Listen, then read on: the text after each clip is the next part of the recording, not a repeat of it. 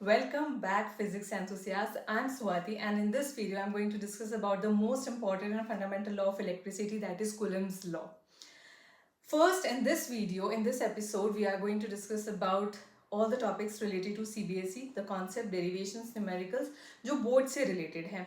उसके बाद हम नेक्स्ट वीडियो के अंदर डिस्कस करेंगे अबाउट ऑल द कॉन्सेप्ट्स, की concept, tips and tricks and numericals जो तुम्हारे जेई से रिलेटेड है, एंड देन जो तुम्हारे नीट से रिलेटेड है. So in all the consequent videos के अंदर हम हर चीज़ कवर कर लेंगे, CBSE board, then your competitive exam.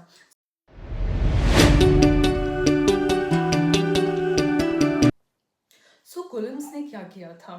Coulomb ने एक एक्सपेरिमेंट किया था कि सपोज तुम्हारे पास दो चार्ज हैं, दो स्फीयर्स कंसीडर करो, पॉजिटिव मान लो या नेगेटिव मान लो, एक पॉजिटिव नेगेटिव मान लो, उनके बीच में कुछ इंटरेक्शन होगा, या तो वो अट्रैक्ट हो रहे होंगे या वो रिपेल हो रहे होंगे. इनके बीच में जो अट्रैक्शन रिपल्शन है, जो ये फोर्स है, वो किन किन फैक्टर्स पर डिपेंड करता है. तो ये सारी चीज़ें थी. इसके ऊपर सीरीज ऑफ एक्सपेरिमेंट्स हुआ, अलग अलग साइंटिस्ट ने करे. कुलम का एक्सपेरिमेंट था जिसमें उसने एक डिवाइस यूज़ किया था जिसको बोलते हैं टॉर्शन बैलेंस. टॉर्शन बैलेंस की मदद से उसने, वो एक डिवाइस था जिसके अंदर एक हॉरिजॉन्टल बीम थी, और वहाँ पे चार्जेस के रिपल्शन और ट्रैक्शन की वजह से वो हॉरिजॉन्टल बीम ट्विस्ट कर रही थी.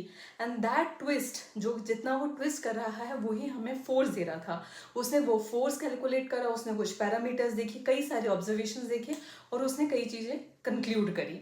तो what he conclude about electrostatic force, वो हम कूलम्स लॉ के अंदर पढ़ते हैं.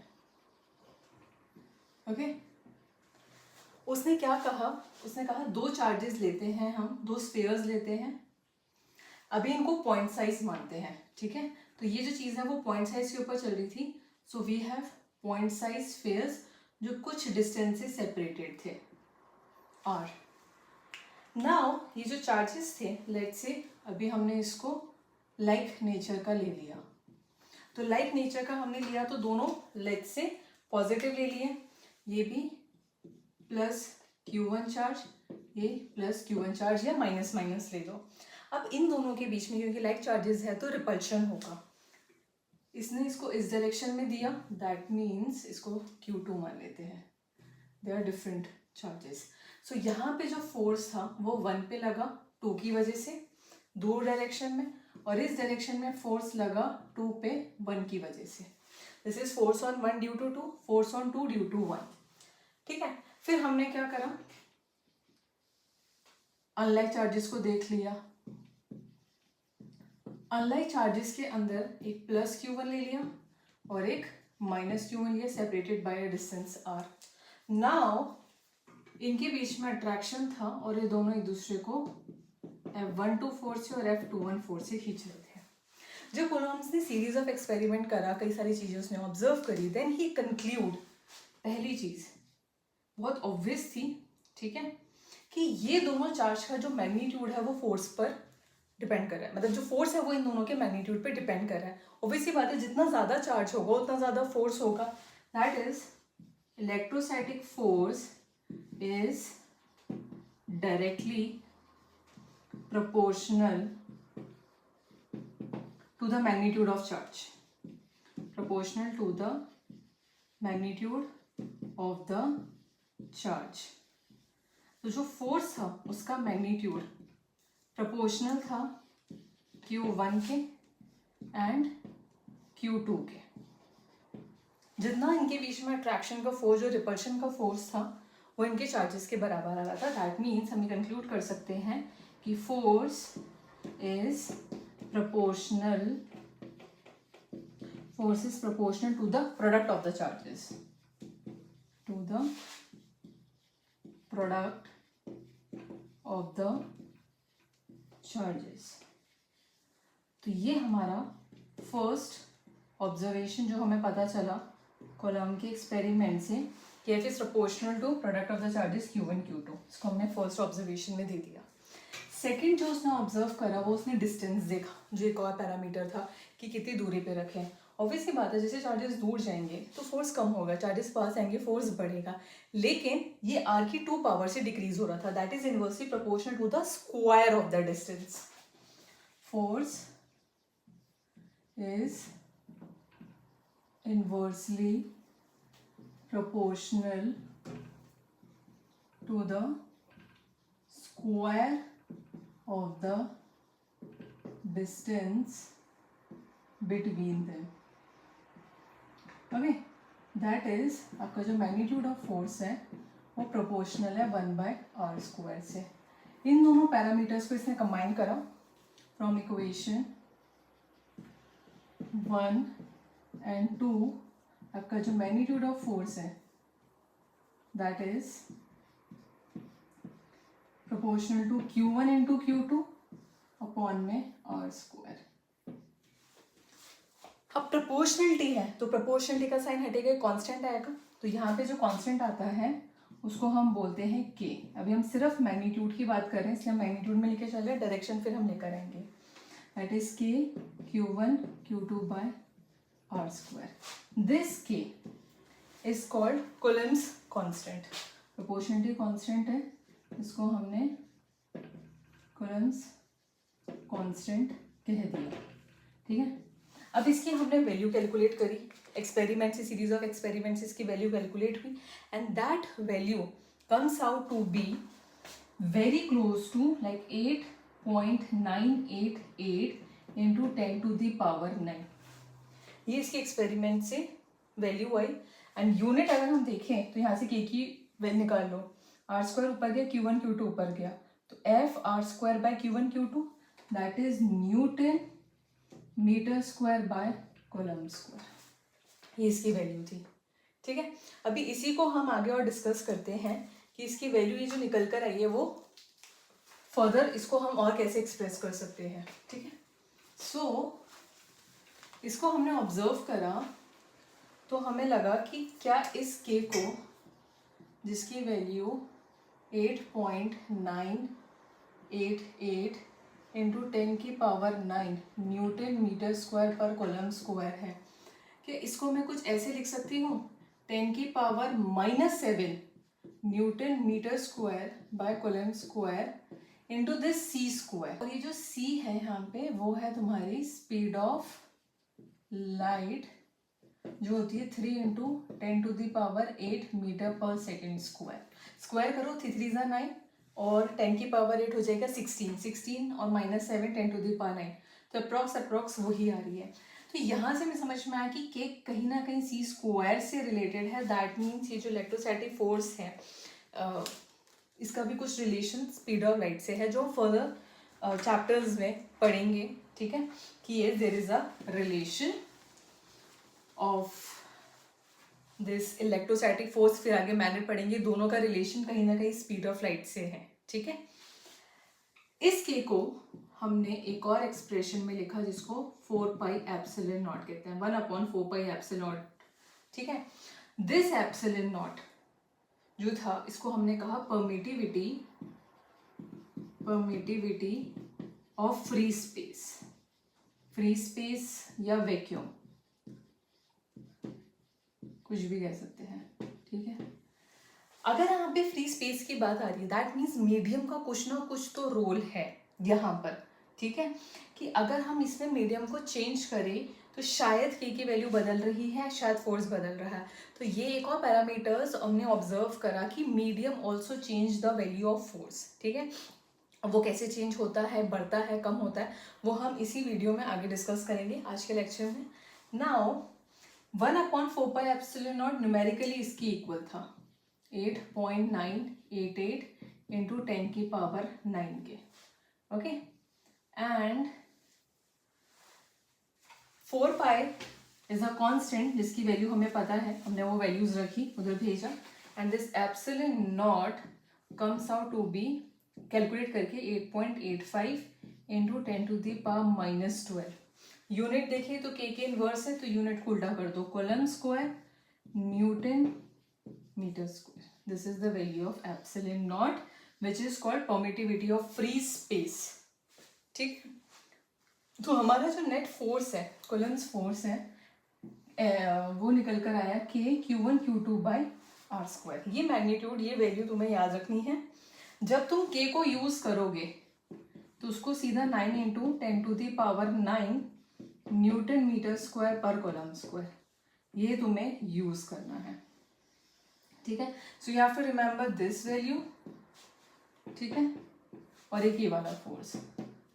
अब प्रोपोर्शनलिटी जो है वो तुम्हें पता होनी चाहिए।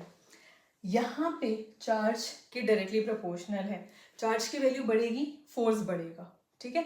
जैसे चार्जेस को मैंने डबल कर दिया, दोनों डबल हो गए, तो जो फोर्स है वो 4 टाइम्स हो गया। डिस्टेंस को मैंने हाफ कर दिया तो फोर्स 1/4 हो गया, ठीक है।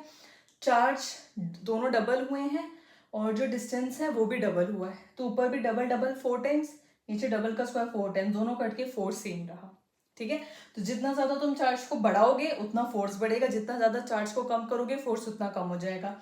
जितना आर को बढ़ाओगे फोर्स उतना कम होगा उसकी पावर 2 से, और फोर्स को जितना कम करोगे आर को जितना कम करोगे फोर्स बढ़ेगा, और आर को जितना बढ़ाओगे फोर्स कम हो जाएगा। It's inversely proportional with the power of 2, और साइमल्टेनियसली चेंज हो रहा है तो तुम उस हिसाब से कैलकुलेट कर सकते हो। बहुत बेसिक सा न्यूमेरिकल है जो आ सकता है, हम इजीली इसको कर सकते हैं। कैसे कैसे वेरी करता है, दैट इज मीडियम से कैसे वेरी करता है, वो हम आगे इसको डिटेल में समझेंगे, ठीक है। अब क्योंकि फोर्स एक स्केलर क्वांटिटी नहीं है, एक वेक्टर क्वांटिटी है, तो डायरेक्शन जो है उसको ध्यान में रखना बहुत ज़रूरी है। कई बार क्या होता है, सिंपल सा हमारे पास आ जाता है कि आपके पास दो चार्जेस गिवन है, फोर्स निकालो, तुम बता सकते हो कि पॉजिटिव नेगेटिव है या क्या नीचे की वजह से अट्रैक्टिव होगा रिपल्सिव होगा। और प्रॉपर डायरेक्शन है वो हम कैसे निकाल सकते हैं, इसके वेक्टर लॉ के फॉर्म से। तो नेक्स्ट जो टॉपिक हम पढ़ेंगे वो पढ़ेंगे vector form of this columns law. Columns law की वेक्टर फॉर्म समझने से पहले अपन एक दो न्यूमेरिकल कर लेते हैं कॉलम्स लॉ पे ही। जैसे फर्स्ट क्वेश्चन है, what is the minimum force between two charges placed at a distance of 1 meter। ये जेई में भी आया हुआ है क्वेश्चन, और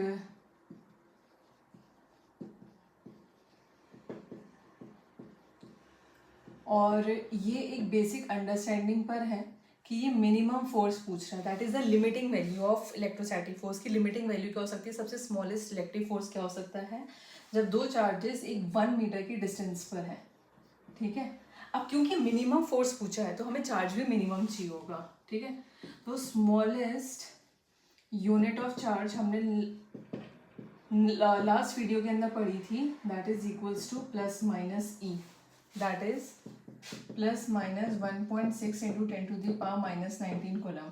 क्योंकि सिंपल मैग्नीट्यूड ऑफ चार्ज हो रहा है तो प्लस माइनस से कोई मतलब नहीं है, अट्रैक्शन रिपल्शन नहीं देख रहे, हम सिर्फ देख रहे हैं कि क्या मिनिमम मैग्नीट्यूड होगा फोर्स का।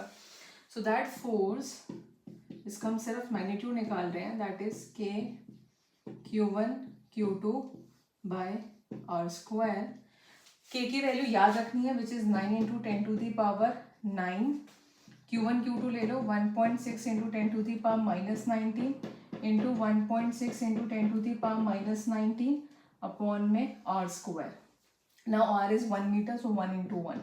मीटर में है तो यूनिट चेंज नहीं करनी पड़ेगी, सेंटीमीटर में होता तो यूनिट चेंज करके मीटर में लाना पड़ता। It should always be in SI unit के अंदर, ठीक है। मैं इसके बाद ओके, सो नीचे 1 है, क्योंकि 1 मीटर में है तो हमें चेंज करने की जरूरत नहीं है, सेंटीमीटर में होता तो चेंज करना पड़ता है, SI यूनिट्स में ही काम करना बेटर है। सो 9 इंटू 1.6 इंटू 1.6 साथ में ले लो, और ये हो जाएगा 9 minus 19 is minus 10, okay, minus 10 and minus 19 is minus 29, so 10⁻⁻29 is the answer इसका, ठीक है।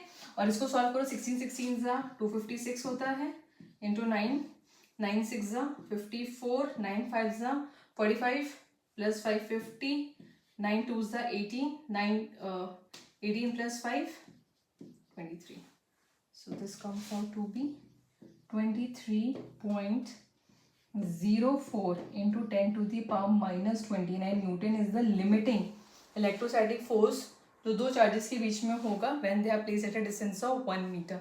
1 सेंटीमीटर हो तो 0.01 इंटू 0.01 कर देना, ठीक है। यहाँ पर एक चीज मैं ऐड करना चाहूंगी कि के की वैल्यू हमने 9 इंटू 10⁻9 न्यूटन मीटर स्क्वायर पर कोलम स्क्वायर जो निकाली थी, ये थी वैल्यू एसआई सिस्टम के अंदर, ठीक है, एंड जब वैक्यूम मीडियम होता है। उसके अलावा ये चेंज जाती है क्योंकि एप्सिलॉन की वैल्यू चेंज होगी, के इज 1/4 पाई एप्सिलॉन नॉट, तो एप्सिलॉन की वैल्यू चेंज होगी तो ये भी बदलेगा। और के की वैल्यू तुम्हारी सिंपल 1 है, ठीक है। जब हम सीजीएस में बात करें that is 9 centimetre square upon में ESU का square, that is CGS system and vacuum हो, तब तुम्हारे पास के की वैल्यू क्या आ जाएगी, सिंपली 1 आ जाएगी। जनरली बेस्ट यही होता है कि ऐसे सिस्टम में काम करो, उसको बहुत कम यूज़ करते हैं क्योंकि एसीयू डाइन वगैरह वो सब बहुत कम रहता है, तो इट्स बेटर कि मीटर में, कॉलम में और इसी के अंदर ही तुम काम करो, ठीक है।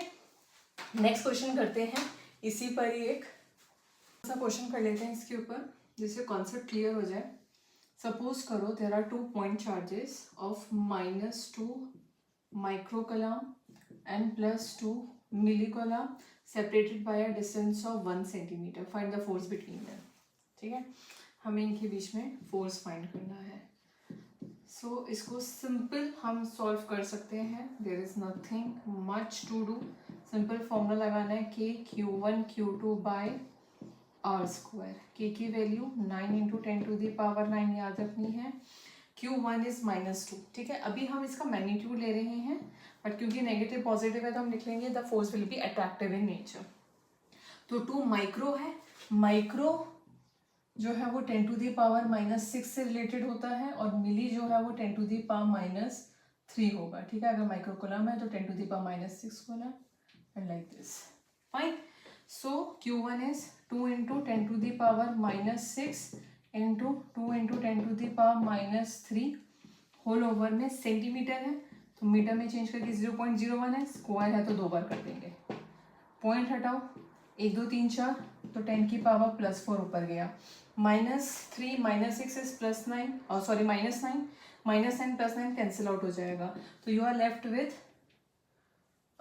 2 2 4 4 9 36 ओनली, ये कैंसिल आउट हो गया है और 10⁻4 हमने पहले ही इसको नीचे से कैलकुलेट कर लिया है, Newton. So this is the force and which is attractive in nature. इसमें एक चीज ध्यान रखना, अगर मैं इसका साइन साथ में लेती तो यहाँ पे नेगेटिव साइन आता, ठीक है। और अगर जैसे नेगेटिव साइन आया है फोर्स के आगे तो वो अट्रैक्टिव होता है मेजरली। अगर मैं इसका साइन साथ में लेती, ठीक है, तो फोर्स नेगेटिव आता। तो अगर हम चार्जेस का साइन साथ में लेते हैं और फोर्स नेगेटिव आता है तो वो अट्रैक्टिव होगा, ठीक है। और अगर फोर्स का जो साइन आ रहा है वो पॉजिटिव है तो वो रिपल्सिव होगा, ठीक है। पॉजिटिव कब आएगा, जब दोनों पॉजिटिव है दोनों नेगेटिव हो, तो eventually it comes out to be positive, that is repulsive in nature.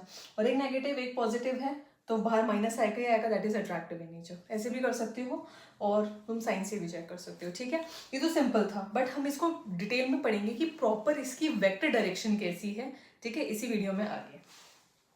इसके अंदर तुम्हारे पास चेंज करके आ सकता है कि फोर्स की वैल्यू गिवन हो, चार्जेस गिवन हो, डिस्टेंस पूछा हो, तो ऐसा भी ऐसा भी क्वेश्चन आ सकता है। या फोर्स गिवन हो, डिस्टेंस गिवन हो, चार्ज की वैल्यू पूछी हो, एक चार्ज गिवन हो दूसरा चार्ज निकालना हो, या तुम्हारे पास पूछा जाए कि एक इलेक्ट्रॉन एक प्रोटॉन के बीच में फोर्स क्या है, या एक ड्यूट्रियम एक अल्फा पार्टिकल, तो उसकी चार्जेस तुम्हें पता होनी चाहिए। तो तुम्हें अल्फा पार्टिकल का चार्ज क्या है, ड्यूट्रियम का चार्ज क्या है, वो सब पता होना चाहिए। हम आगे उसको लिख लेंगे एक जगह पर कि अल्फा पार्टिकल, ड्यूट्रियम का, इन सब का, हीलियम का, ये जो है इनमें चार्जेस कितना रहता है, 2e या 4e, वो सारी चीज़ें हम देख लेंगे। एंड तो वो सारी चीज़ें इधर आ सकती है कि चार्जेस बदल गए और उनके बीच में फोर्सेस बताओ, तो कुछ चीज़ें तुम्हें खुद से पता होनी चाहिए, कुछ वो चार्जेस देंगे, ठीक है। तो इस टाइप के क्वेश्चन जो है बहुत बेसिक से, वो इतने नहीं आते हैं क्योंकि this is very basic, but concept develop करने के लिए आपको पता होना चाहिए। ओके, अब जो नेक्स्ट टॉपिक हम पढ़ने वाले हैं वो है Coulomb's law in vector form. Coulomb's law in vector form, ठीक है। कंसिडर करो एक 3D plane X Y Z axis का, X Y and Z axis का, ये ओरिजिन है तुम्हारा, ठीक है, और 0 0 एंड 0। यहाँ पे दो चार्जेस रखे गए हैं Q1 एंड Q2, ठीक है, दो positive point charges at a position vector of r1 और ये रखा गया at a position vector of r2। ठीक है, तो हमने consider two positive point charges q1 and q2, ठीक है, placed at a position vector of r1 and r2 in space। ठीक है, ये सब इतना ज़रूरी होता है जब हम सब्जेक्टिव टाइप लिख रहे हैं, तो it adds in your presentation. ठीक है, नाउ लेट्स कंसीडर कि इनको जो जोड़ रही है लाइन हैप्पी पोजीशन वेक्टर है r21। ठीक है, नाउ दोनों पॉजिटिव पॉइंट चार्जेस हैं तो एक दूसरे को रिपेल करेंगे। यहाँ पे q2 चार्ज इस साइड रिपेल हो रहा है with the force of 2 due to 1। ठीक है, F21 is the force acts on second charge due to first charge, ये साइड जाएगा which is F12 force on charge first due to second. So F21 हम क्या बोलेंगे, force on second charge due to first charge. ठीक है, और F12 को हम बोलेंगे force on first charge due to second. ठीक है, ना यहाँ पर हमने पोजीशन वेक्टर भी डिफाइन कर लिया क्योंकि r21 इस साइड है, तो इसी डायरेक्शन में अपन एक r21 cap unit vector define कर दिया है। ठीक है, दो हमने यूनिट वेक्टर्स डिफाइन करे हैं, इस डायरेक्शन में r21 कैप और इस डायरेक्शन में r12 कैप। नाउ अगर मैं r21 को कैलकुलेट करूं तो कैसे होगा, ध्यान समझना। अगर तुमने वेक्टर्स पढ़े हैं तो वहाँ पे एक ट्रायंगुलर लॉ होता है, यहाँ पे एक ट्रायंगल बन रहा है, this direction plus this direction gives you this, r1 plus r21 gives you r2। So r1 उधर गया, r21 will be r2 vector minus r1 vector. ठीक है, तो अब मैं फोर्स निकालूं F21 वाला फोर्स, तो क्या होगा, k q1 q2 product of both the charges divided by the distance between them which is r21। तो ये हो जाएगा r21 की मैग्नीट्यूड का होल स्क्वायर, राइट।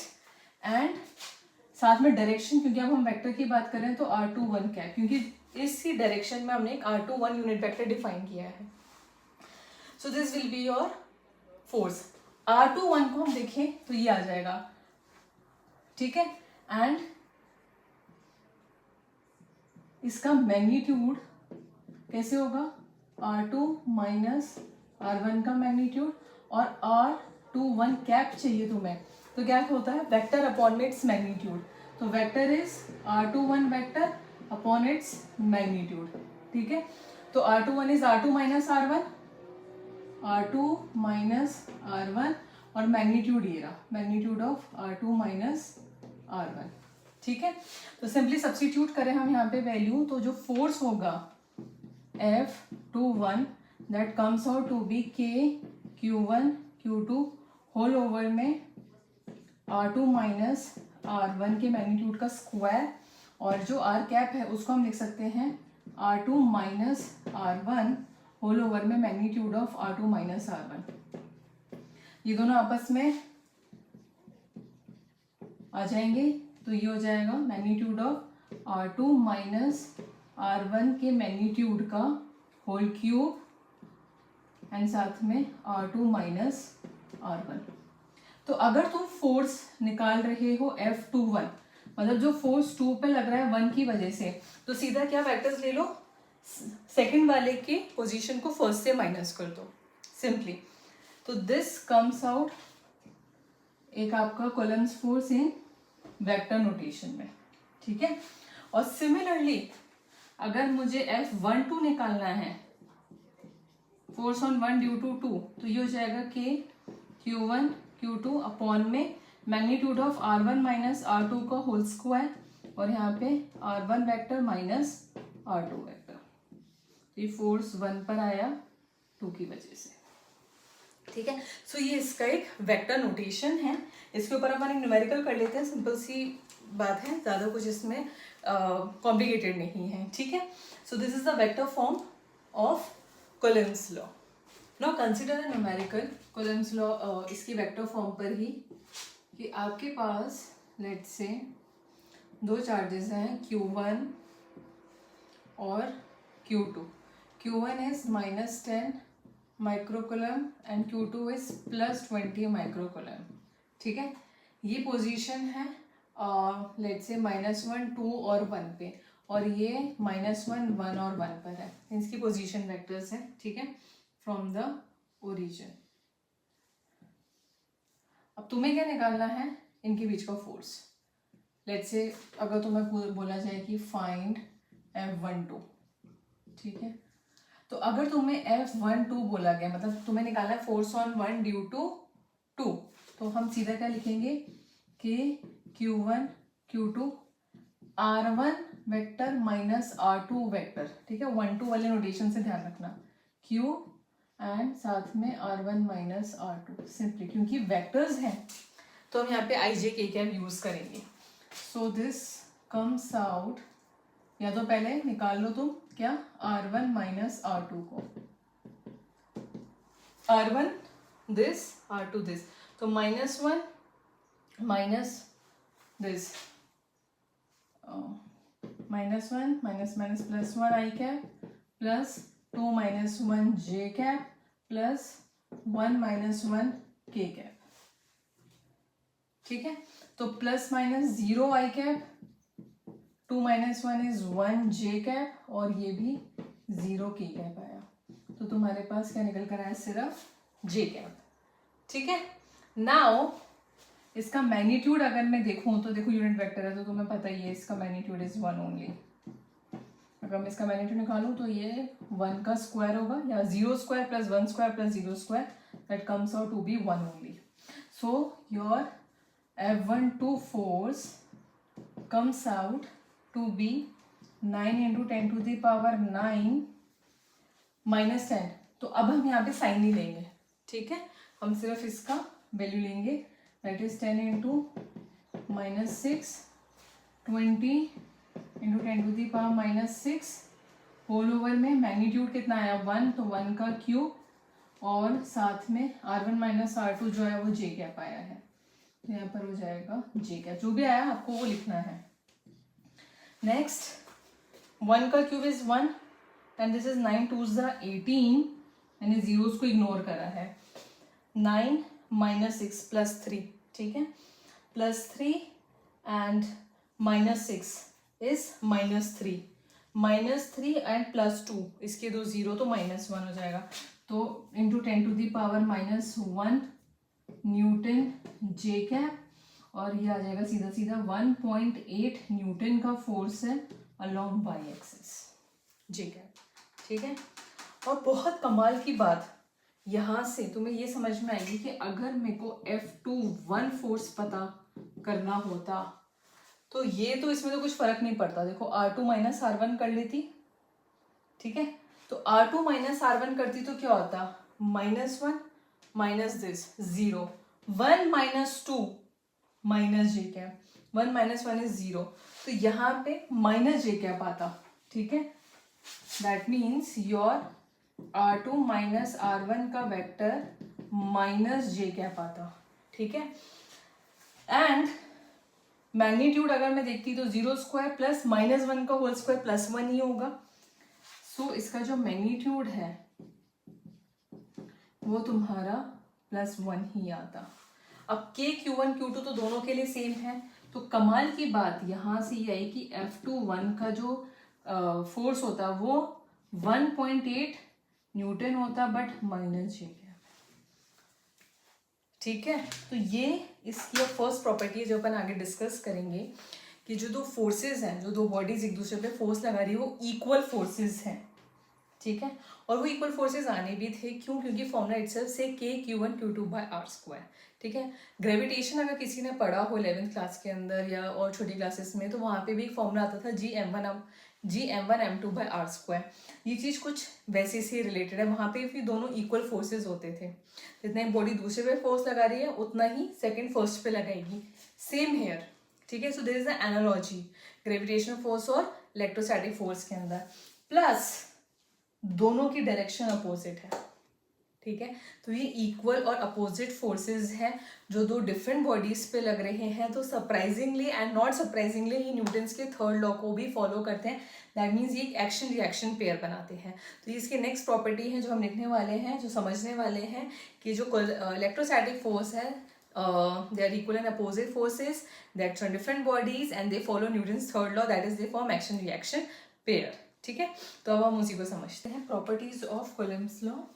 और फर्स्ट प्रॉपर्टी वही है जो अपन ने अभी पिछले न्यूमेरिकल के अंदर समझी थी, ठीक है, कि आपके पास दो लेट से चार्जेस हैं Q1 एंड Q2, ठीक है।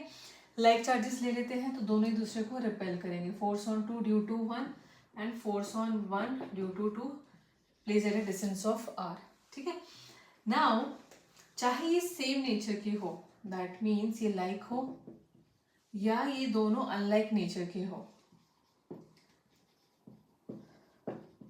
ये अनलाइक नेचर के हैं, यहाँ पे फोर्स लग रहा है F12, यहाँ पे फोर्स लग रहा है F21, दैट मीन्स यहाँ पे ये अट्रैक्ट कर रहे हैं। हमने पिछले न्यूमेरिकल में यही समझा था कि दोनों फोर्सेस की वैल्यू सेम आ रही थी बट अपोजिट थी। तो कूलम्ब्स ने ये भी फाइंड आउट करा था कि जो फोर्स F12 होगा, मतलब जो फोर्स फर्स्ट पे लग रहा होगा सेकेंड में, वो मैग्नीट्यूड में बराबर होगा to the force on second and 1, ठीक है। तो हम यहाँ पे फर्स्ट प्रॉपर्टी बोल सकते हैं कि they are equal equal forces, equal magnitude of forces, ठीक है। और अगर मैं इनका रेशियो लूँ, F12 के मैग्नीट्यूड का रेशियो F21 के मैग्नीट्यूड से, तो क्या आएगा 1:1, बट डायरेक्शन अपोजिट है, equal magnitude of force in opposite direction, in opposite direction. तो अगर इनके वेक्टर का F21 इज टू F12 अगर मैं देखूं तो क्या हो जाएगा, यहाँ पे माइनस का साइन आ जाएगा। क्यों माइनस का साइन आ रहा है? क्योंकि अपोजिट डायरेक्शन, तो इसका रेशियो 1:-1 है। तो फर्स्ट हम ये कंक्लूड कर सकते हैं कि जो इलेक्ट्रोस्टैटिक फोर्स है, this force is equal and opposite, this force is equal and opposite in nature, ठीक है। तीसरी चीज जो हमें यहाँ पे समझ में आ रही है वो ये है कि ये दोनों डिफरेंट बॉडीज पर एक्ट हो रहे हैं। The force acts on two different body, the force acts on two different bodies, ठीक है। तो अगर इक्वल अपोजिट फोर्सेस है, टू डिफरेंट बॉडीज पर है, तो इससे हम क्या कंक्लूड कर सकते हैं कि this force, this electrostatic force follows Newton's third law, Newton's third law, ठीक है, and form action reaction pair, and form action reaction pair, ठीक है। अब इसमें एक और पॉइंट है जो थोड़ा इंपॉर्टेंट है और हमें ऐड भी करना पड़ेगा, वो ये है कि इन दोनों फोर्सेस पर, इन दोनों चार्जेस पे जो फोर्स लग रहे हैं वो इक्वल है, ठीक है, अपोजिट है नेचर में, वो भी ठीक है। लेकिन ये सारे पॉइंट्स के साथ हमें एक और पॉइंट समझना जरूरी है। देखो ये बोला फोर्स इक्वल एंड अपोजिट है, इक्वल फोर्सेस अपोजिट है, बट ये जो फोर्सेस है वो इस डायरेक्शन में ले सकते कि किधर लगा है किधर लगा, ये भी तो इक्वल फोर्सेस है, अपोजिट डायरेक्शन में दोनों बॉडीज पे लग रहे हैं। But electrostatic force can't work in this, कि दो चार्जेस है फोर्स ऐसे लगा रहे हो, वो अपनी तरफ खींचेंगे या रिपेल करेंगे। That means the force should be act not like this, it should B act along the line, ठीक है, या तो दूर जाएगा या अपने पास जाएगा। तो यहाँ पे एक और पॉइंट है जो बहुत इंपॉर्टेंट पॉइंट है कि this force acts along the line joining two charges, joining to charges and, तो ये जो फोर्सेस होते हैं जो अलोंग द लाइन लगते हैं उसको बोलते हैं central forces. They are called central force and are called central force. ठीक है, दैट मीन्स जो लाइन अलोंग लगी है उसी में होगा. इसमें एक और पॉइंट ध्यान रखना, अभी तो हम पॉइंट साइजेस बात कर रहे हैं. ठीक है, लेकिन अगर ये एक्सटेंडेड बॉडीज हैं, बड़ी है, तो इनके सेंटर से सेंटर तक का जो डिस्टेंस है आर, वो हम कंसिडर करेंगे. इसको अपन बाद में पढ़ेंगे एक्सटेंड बॉडीज को, जिसमें फिर कंटिन्यूस डिस्ट्रीब्यूशन होगा. जो हमारा नेक्स्ट टॉपिक है वो वही होगा. बट अभी के लिए तुम्हें ध्यान क्या रखना है कि ये फोर्स इक्वल अपोजिट है टू डिफरेंट बॉडीज पे. दैट मीन्स न्यूटन्स के थर्ड लॉ को फॉलो कर रिएक्शन रिएक्शन पेयर बना रहा है and it acts along the line joining the two charges and therefore they are called central forces. ठीक है, इसके बाद अपन एक और इम्पॉर्टेंट प्रॉपर्टी है जो मैं ये लिख देती हूँ इसकी, कि ये जो फोर्स है वो कंजर्वेटिव है नेचर में. कंजर्वेटिव फोर्सेस वो फोर्सेस होते हैं जिसके अलावा अगर कोई काम किया जाए वो पाथ पे डिपेंड नहीं करता, सिर्फ इनिशियल और फाइनल पोजीशन पर डिपेंड करता है. किस पाथ से लेकर है उससे कोई लेना देना नहीं है. इनिशियल फाइनल पोजीशन फिक्स्ड है तो हर पाथ के लिए वो वर्क डन सेम होगा. एंड फॉर कंजर्वेटिव फोर्सेज हम एक पोटेंशियल भी डिफाइन कर सकते हैं. तो यहाँ पर हम एक इलेक्ट्रिक पोटेंशियल भी पढ़ेंगे इसी यूनिट में. तो हम ये बोल सकते हैं कि this force it is a conservative force. It is a conservative force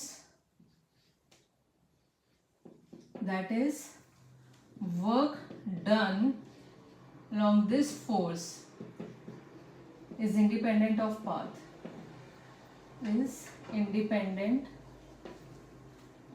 of path and we can define a potential across it. ठीक है, and there is a potential for this force. Okay, so this is basically its some properties. ठीक है, अब मैं एक और scenario समझाती हूँ जिससे हम इसकी एक और प्रॉपर्टी के बारे में समझेंगे. ठीक है, तो नेक्स्ट प्रॉपर्टी के लिए एक सिनेरियो ध्यान से समझो. सपोज करो यहाँ पे रखा गया है एक Q1 चार्ज. ठीक है, इससे R12 डिस्टेंस की दूरी पे एक सेकेंड चार्ज था Q2, बहुत पॉजिटिव इन नेचर. अब इस Q2 ने इस Q1 पे फोर्स लगाया इस डायरेक्शन में विच इज F12. ठीक है, नाउ इसी स्पेस में एक और चार्ज आ गया लेट्स से Q3 जो Q1 से R13 के डिस्टेंस पर था. दो ये भी पॉजिटिव था तो इसने भी फोर्स लगाया इस डायरेक्शन में, फोर्स ऑन 1 ड्यू टू 3. ठीक है, नाउ द थिंग इज इसके ऊपर फोर्स जो इस चार्ज की वजह से लग रहा है दैट इज F12, वो इसकी प्रेजेंस में अफेक्ट नहीं होगा. ठीक है, your F12 is basically a force which is K Q1 Q2 upon R12. अब इसी स्पेस में Q3 Q4 Q5 कितने भी फोर्स चार्जेस रख दूं तो क्या इन दोनों के फोर्स में कोई चेंज आएगा? नहीं आएगा. सिमिलरली इन दोनों का फोर्स जो है कि F13 वो इसकी प्रेजेंस में इफेक्ट नहीं होगा. ठीक है, तो इसका एक प्रिंसिपल होता है दैट इलेक्ट्रोस्टैटिक फोर्स या the force between the force of interaction between two charges is independent of the presence और absence of any other charge. तो ये चार्ज हो या ना हो, दो चार्जेस के बीच का फोर्स हमेशा सेम रहेगा, चाहे उसके पास में 2 3 4 कितने भी चार्जेस ले, दो चार्जेस के बीच का फोर्स सेम रहेगा. लेकिन इसके ऊपर जो नेट फोर्स है F नेट वो तो बदल गया. इसके ऊपर F12 का भी लग रहा है फोर्स प्लस F13 का भी लग रहा है. That is the net force on this charge is the vector sum of all the forces acting on this charge. इसको हम बोलते हैं सुपरपोजिशन प्रिंसिपल, कि एक चार्ज के ऊपर बहुत सारे डिफरेंट चार्जेस फोर्स लगा रहे हैं तो सबके फोर्स निकालो, फोर्स. ठीक है, एंड देन उसका वेक्टर सम करो. वेक्टर सम करना जरूरी, सिंपल प्लस नहीं कर सकते. और इसमें एक बहुत कॉमन मिस्टेक जो बच्चे क्या करते हैं कि चार्जेस को प्लस करके फिर फोर्स निकालते हैं. That is also wrong, because हर एक चार्ज का जो इसके ऊपर फोर्स है वो अलग है, जो अपने डिस्टेंस पर डिपेंड कर रहा है. मैं चार्जेस को प्लस करके नहीं निकाल सकती हूँ. ठीक है, ये बात क्लियर हुई. सो हम क्या बोल सकते हैं, force of interaction between two charges is independent of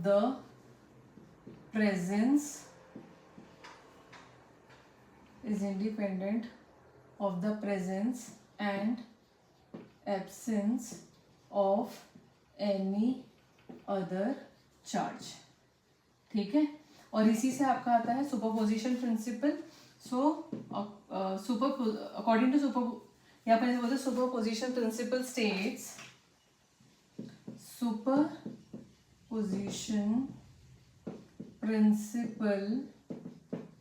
states that थोड़ा मेरी राइटिंग को वेयर करना. states that the total net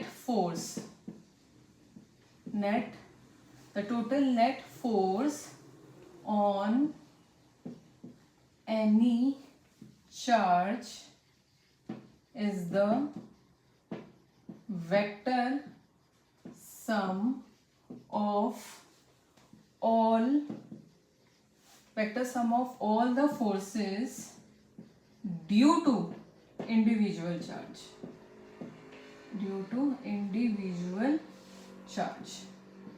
ठीक है, एक इसको जनरलाइज एक्सप्रेशन में क्या कर सकते हैं कि हमने बोला यहाँ पे QI है और यहाँ पे मल्टीपल QJ चार्ज है eight a distance of RIJ पे. ऐसे बहुत सारे चार्जेस हैं. ठीक है, ऐसे मल्टीपल बहुत सारे हैं. तो जो नेट फोर्स होगा F नेट होगा वो क्या होगा, समेशन के बाहर निकाल लेते हैं QJ अपॉन RIJ के होल स्क्वायर का, जहाँ I को मैंने 0 मान लिया और J जो है वो 1 2 से लेकर के N तक जा रहा है. ठीक है, ये चीज़ समझ में आ गई कि 0-1 वाला फोर्स मतलब F नेट जो होगा इसके ऊपर वो हो जाएगा F01 वाला फोर्स, मतलब जो 0 चार्ज पे Q0 पे जो फोर्स लग रहा है 1 की वजह से, प्लस 0 2 की वजह से, प्लस 3 की वजह से एंड सो ऑन. ठीक है, तो इसको हम बोलते हैं सुपरपोजिशन प्रिंसिपल. जब भी मल्टीपल चार्जेस एक पर्टिकुलर चार्ज के ऊपर फोर्स लगा रहे हैं तो उन सबका हम पहले इंडिविजुअल फोर्स कैलकुलेट करेंगे, फिर वेक्टर्स हम करेंगे. अब यहाँ वेक्टर्स काम आते हैं. यहाँ पे वेक्टर्स हम रिजोल्यूशन करके IJ के कैप से भी कर सकते हैं, जो रिजल्टेंट फॉर्मूला वो भी निकाल सकते हैं. ठीक है, तो अब इस चीज़ को समझने के लिए हम आगे न्यूमेरिकल पर ही चलते हैं, तो तुम्हें बहुत अच्छे से क्लियर हो जाएगा कि वेक्टर समेशन हम कैसे कर सकते हैं. ओके, एक न्यूमेरिकल करते हैं सुपरपोजिशन प्रिंसिपल पर ही.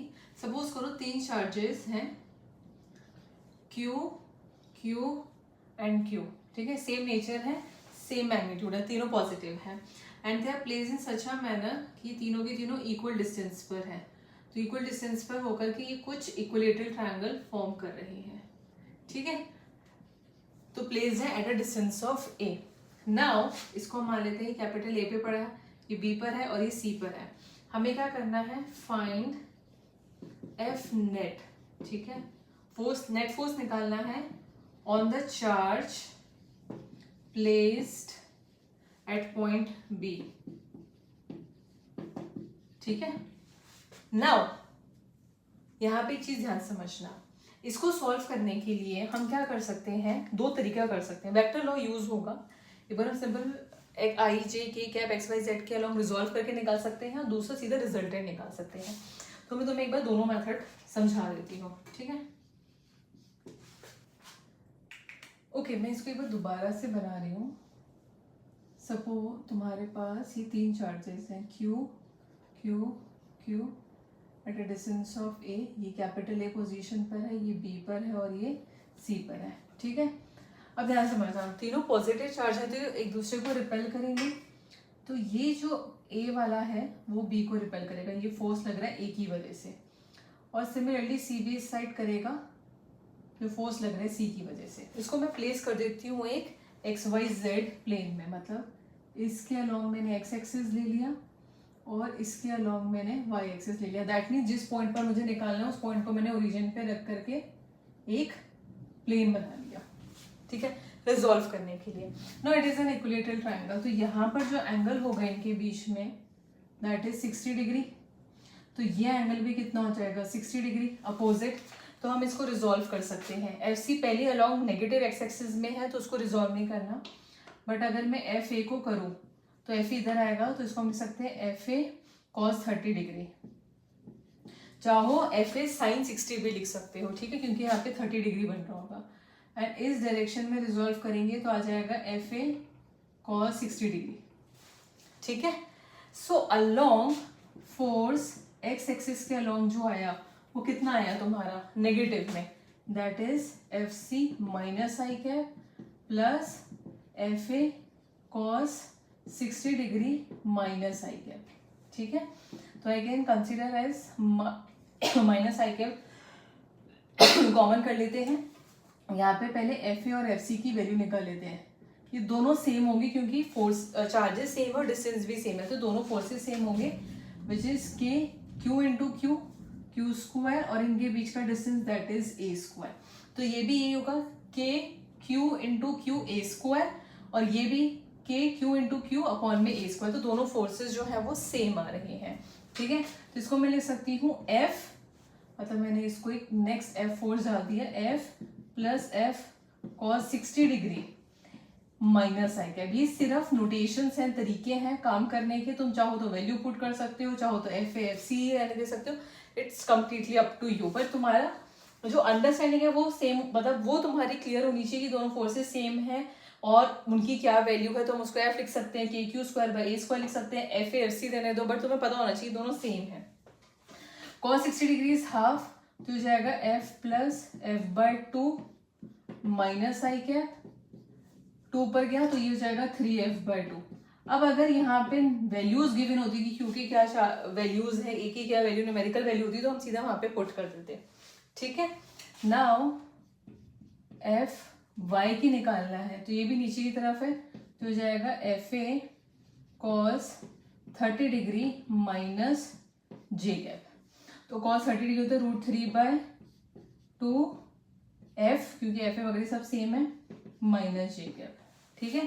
तो जो तुम्हारे पास नेट फोर्स आया, ठीक है, जो एफ नेट होगा वो F X plus F Y के बराबर होगा, that is 3f/2 minus I cap plus √3/2 F minus J cap, ठीक है। और इसका मैग्नीट्यूड निकालना है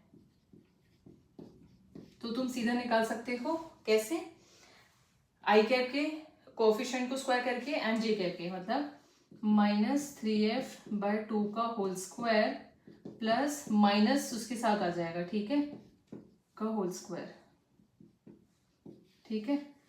नाउ माइनस प्लस हो जाएगा, 3 3 9/4 F square plus √3 3/4 F square, ठीक है।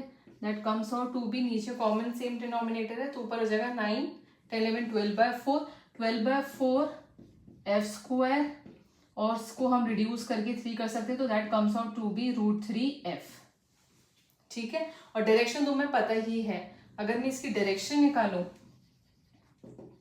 तो जे कैप अपॉन में i cap, that is -10 theta is equals to -√3/2 F upon में -3/2 एफ। तो ऐसे एफ कैंसिल, 2 से 2 कैंसिल, नेगेटिव √3/3 एंड √3/3 को मैं क्या लिख सकती हूँ 1/√3 रेशनलाइज करके, तो थीटा आ गया 10 इनवर्स 1/√3। वो तुम्हें पता है कि जो ये नेट फोर्स है वो इस डायरेक्शन में आएगा, ठीक है, तो इतने एंगल पर जा रहा है, ठीक है। दोनों नेगेटिव आना जरूरी है क्योंकि इस क्वाड्रेंट में इसकी एफ नेट की वैल्यू आ रही है। तो ये तो सिंपल वेक्टर फॉर्मेशन आई जे कैप में रिजॉल्व करके हमने निकाला। इसमें एक और तरीका है कि हम सीधे रिजल्टेंट निकाल सकते हैं, तो हमारे पास मैग्नीट्यूड तो आ जाएगा, ये √3f या √3 KQ² ये मैं ले आऊंगी, बट डायरेक्शन फिर नहीं आएगा। तो अगर क्वेश्चन में सिर्फ मैग्नीट्यूड की बात करें तो वो हम उससे निकाल सकते हैं। जो रिजल्टेंट वाला तरीका है तो वो मैं तुम्हें और समझा देती हूँ। इसमें उसके अंदर हमें रिजॉल्व करने की जरूरत नहीं है, ठीक है। हमें सिर्फ 2 फोर्सेस गिवन हैं और उनके बीच का एंगल गिवन है, तो हम ये वाला फॉर्मूला रिजल्टेंट का, that is under root of A square plus B square plus 2ab cos theta, ये वाला फॉर्मूला लगा सकते हैं। फिर A and B are two vectors and theta is the angle between them, और इसे डायरेक्शन भी निकाल सकते हैं। तो हमें पता ही है टेन थीटा की डायरेक्शन हम कैसे निकाल सकते हैं, बी साइन थीटा अपॉन में ए प्लस बी कॉस थीटा। ठीक है, ये वाले फॉर्मूलाज यूज करके हम निकाल सकते हैं। तो दो तरीके, अगर किसी को आईजे की कैब में रिजॉल्व करके निकालना है वैसे निकालो, ये फॉर्मूला यूज करना है ये कर लो, बात सेम ही है, आंसर सेम ही आएगा। ठीक है, तो दोनों फोर्सेस के बीच में एंगल 60 डिग्री है, तो एफ नेट निकाल लो सीधा। मैं एफ ही ले रही हूँ, F square plus 2 F into F cos theta is 60 degree. ठीक है, तो कॉस 60 डिग्री की वैल्यू रख दो, cos 60 degree is half, half से हाफ कैंसिल, तो F square plus F square is under root में 3f स्क्वायर, तो ये हो जाएगा √3f न्यूटन। ठीक है, जो हमारा पहले आया था। तो इस तरीके से भी निकाल सकते हो। और डायरेक्शन निकालनी है टेन थीटा, तो हो जाएगा b इज f साइन कितना एंगल है 60 डिग्री अपॉन में f plus f cos 60 degree. ठीक है, 60 डिग्री की वैल्यू होती है √3/2, कॉस 60 डिग्री की हाफ f/2, मतलब हाफ प्लस 1 कितना हो जाएगा 3/2, कट गया, √3/3 आया, जिसको हम 1/√3 लिख सकते हैं। ठीक है, तो हम दोनों तरीके से निकाल सकते हैं, इट्स अप टू यू। जब हम आईजे कैब में करें तो हम सबको पहले एक्स और वाई एक्सिस के अलॉन्ग रिजॉल्व करके फिर एफ एक्स और एफ आई के कॉम्पोनेंट्स लिख सकते हैं। और अगर ये है तो हम इसमें सिर्फ दो फोर्सेस को, दो वेक्टर्स को लेकर उनका रिजल्टेंट करके फर्दर कैलकुलेशन करेंगे। ठीक है, एक और इस पे एग्जांपल लेते हैं जिसमें ट्रायंगल ही स्क्वायर होगा। ठीक है, तो तुम्हें और क्लियर हो जाएगा। कंसिडर आपके पास एक स्क्वायर है ऑफ साइड ए का। ठीक है, सारे कॉर्नर्स पर इक्वल एंड अपोजिट चार्ज है पॉजिटिव का, और हमें नेट फोर्स निकालना है ए पर, जो ए पोजीशन पर प्लेस्ड है। Find F net force of the charge placed at point A पर। ठीक है, सो हम क्या करेंगे, अगेन एक बार इसको रीड्रॉ कर लेती हूँ मैं। ये आपके पास एक स्क्वायर है, इस स्क्वायर को भी एक्सिस पर रख दो, इसके लॉन्ग एक्स एक्सिस है, यहाँ पर वाई एक्सिस है। ठीक है, नाउ यहाँ पे ए बी सी डी है, इस डायरेक्शन में फोर्स लग रहा होगा डी की वजह से, इस डायरेक्शन में फोर्स लग रहा होगा बी की वजह से। ठीक है, एंड सी इसके अलॉन्ग है, तो यहाँ पर फोर्स लग रहा होगा जो सी पे चार्ज रखा हुआ है उसकी वजह से। No this distance is A, but ये डिस्टेंस कितना हो जाएगा, अगर ये है 90 डिग्री है, तो पाइथागोरस के हिसाब से √2a हो गया। अब बी वाला और डी वाला जो है फोर्स, उनके लिए डिस्टेंस सेम है, चार्ज सेम है, तो ये दोनों फोर्सेस सेम होंगे, right, which is KQ² / A²। But जो सी वाला फोर्स है उसके लिए डिस्टेंस √2a है, तो यहाँ पे जो फोर्स होगा वो होगा KQ² अपॉन में √2a का whole square, that is 2a²। √2 का स्क्वायर करेंगे 2a²। ठीक है, सो अगर मैं इसको देखूं तो ये स्क्वायर है, 90 डिग्री का एंगल है, ये 90 होगा, डायगोनल से इसको हाफ करा तो ये 45 डिग्री और ये भी 45 डिग्री। इसको रिजॉल्व करेंगे तो यहाँ पर आ जाएगा FC cos 45 डिग्री। सिमिलरली इधर भी रिजॉल्व करेंगे तो FC cos 45 डिग्री, 30 भी लिख सकते हो, cos भी लिख सकते हो। तो जो F नेट हुआ on the charge placed at point A, वो Fx प्लस Fy के कॉम्पोनेंट्स के बराबर होगा। सो योर Fx माइनस की तरफ जा रहा है, that is Fb plus FC cos 45 degree minus I cap, और Fy जा रहा है वो जाएगा Fd plus FC cos 45 degree minus जे कैप, ठीक है, नीचे की तरफ है। वैल्यूज पुट करके एफ नेट निकाल लेते हैं।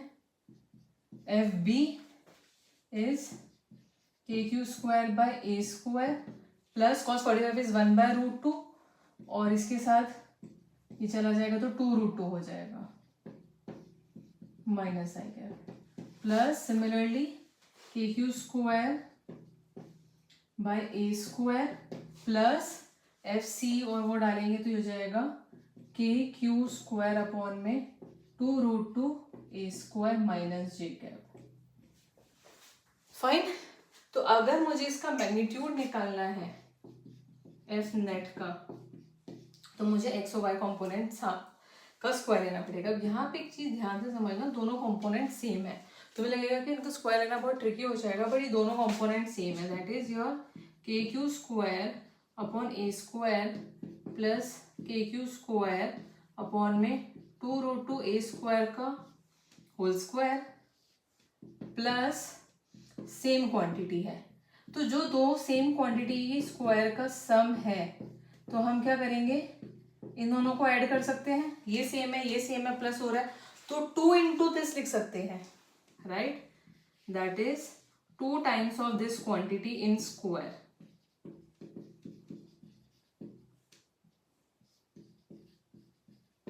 राइट, स्क्वायर से अंडर रूट कट गया, ये √2 में रह गया तो ये आया √2 के क्यू स्क्वायर अपॉन में ए square plus K Q square upon में 2√2 ए स्क्वायर। और इसको हम थोड़ा सा और सिंप्लीफाई करें तो के क्यू स्क्वायर अपॉन में ए स्क्वायर को अंदर कर लिया और नंबर वैल्यूज अंदर भेज दी, तो इससे मल्टीप्लाई हुआ तो ये हुआ √2 और उससे मल्टीप्लाई √2 कैंसिल होके 1/2 रह गया। तो ये जो है तुम्हारा is the magnitude of the force.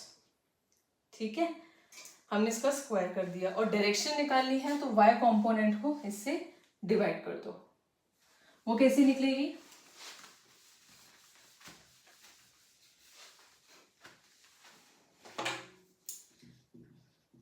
tan theta, मतलब जो भी तुम्हारा रिजल्टेंट फोर्स है वो x एक्सिस के साथ क्या एंगल बना रहा है, तो हो जाएगी के Q square by A square में कॉमन है, बाहर निकाल लेती हूँ, या देखो अपॉन में 2, दोनों की वैल्यू सेम है तो दोनों ऊपर नीचे कट जाएंगे।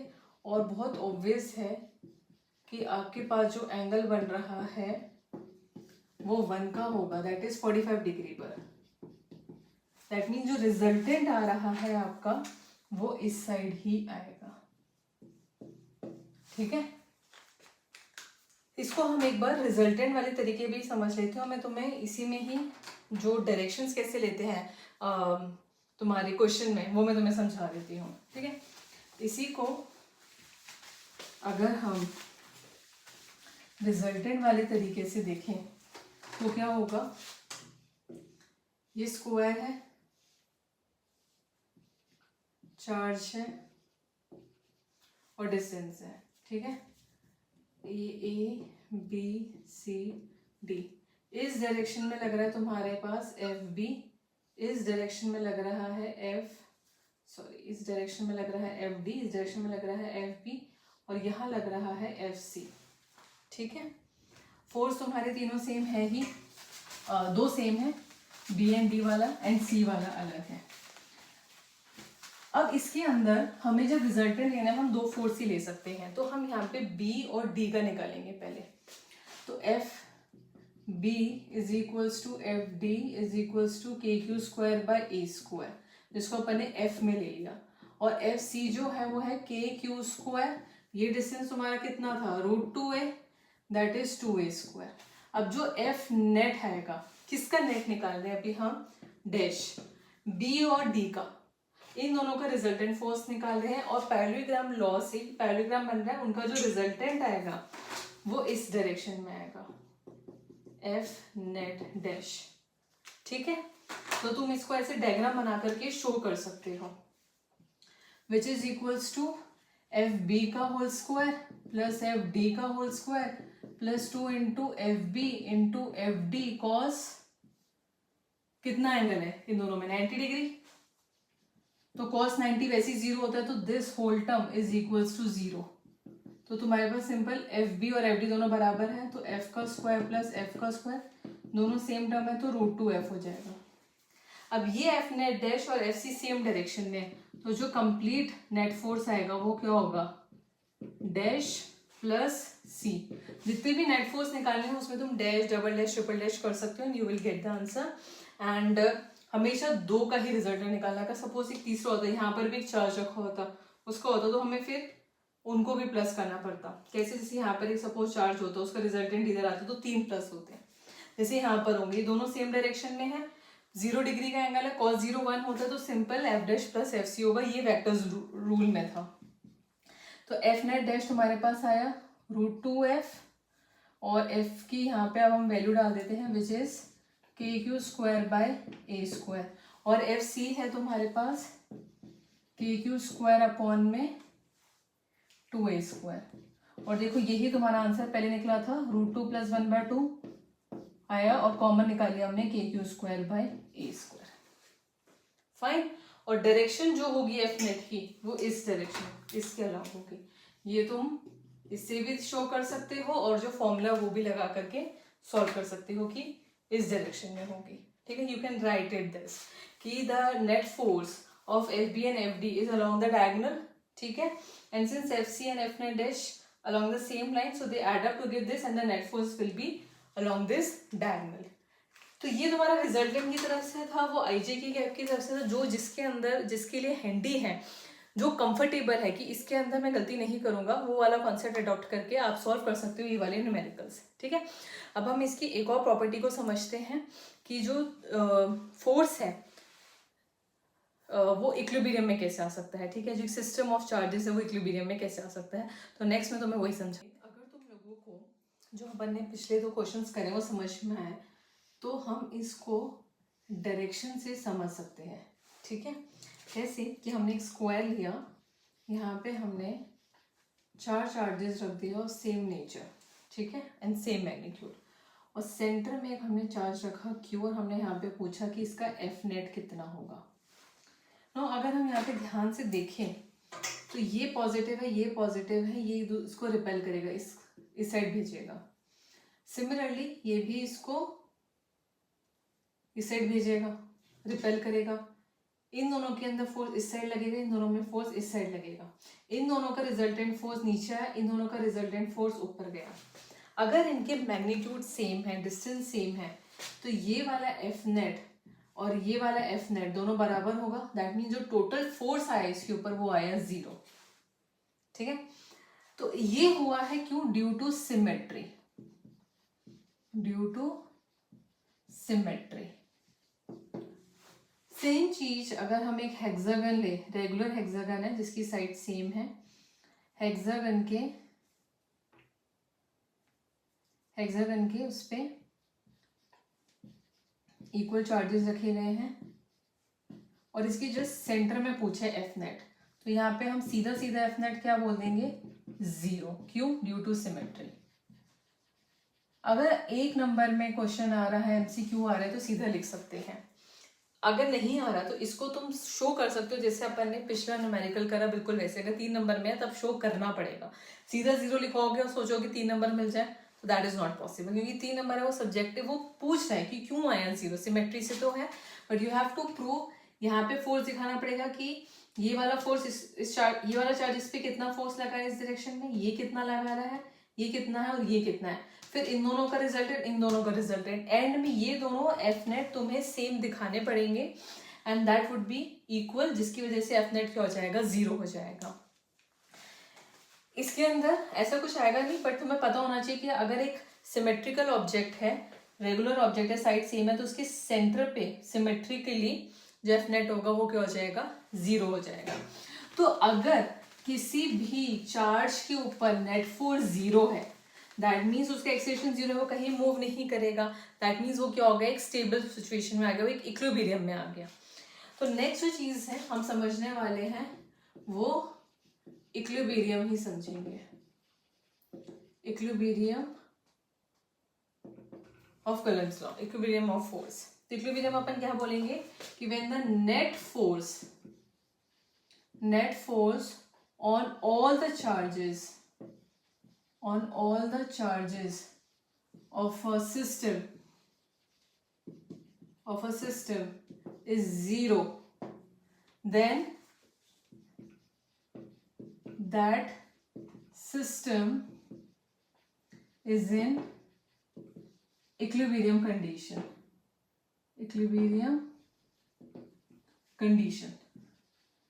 और अगर सारे के सारे चार्ज जीरो में नहीं है, कोई एक है, तो वो सिर्फ पर्टिकुलर चार्ज इक्विलिब्रियम में होगा, पूरा सिस्टम नहीं होगा. फॉर एग्जाम्पल इस केस के अंदर यहाँ पे ये जो बीच में क्यू था वो जीरो पे आया था, उसके ऊपर जो एफ नेट था वो जीरो था, इस वजह से ये इक्विलिब्रियम में था.